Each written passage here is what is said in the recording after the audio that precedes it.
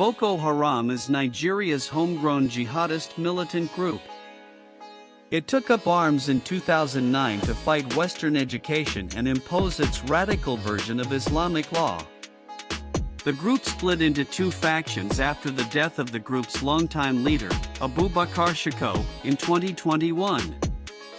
A brutal overnight attack by Boko Haram militants has left more than 60 people dead in a village in Nigeria's Borno state. The assault took place on Friday in Darul Jamala community in the Bama local government area where residents had only recently returned after being displaced for years. Borno State Governor Babagana Zulum visited the area on Saturday evening and confirmed the heavy loss of lives.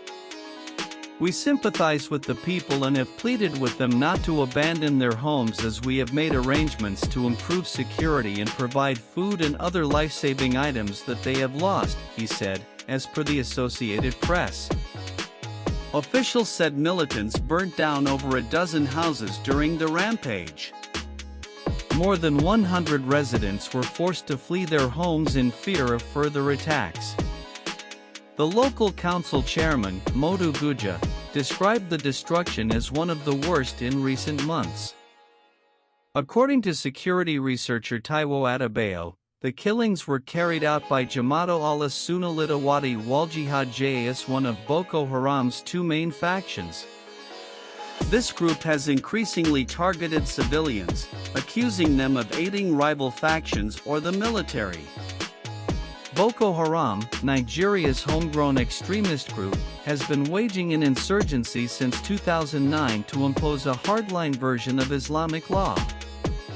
The conflict has killed nearly 35,000 civilians and displaced over 2 million people across Nigeria and neighboring countries, according to the UN. After the death of its longtime leader Abubakar Shekau in 2021, Boko Haram split into two factions.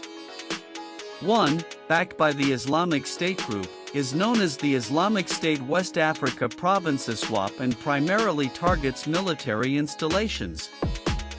The other, JAS, continues to carry out brutal raids on civilians, often resorting to killings, robberies, and kidnappings.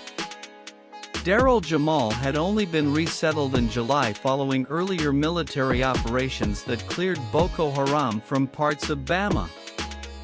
Many residents now fear staying back after Friday's massacre. Kana Ali, a villager who lost close friends in the attack, said he was planning to leave.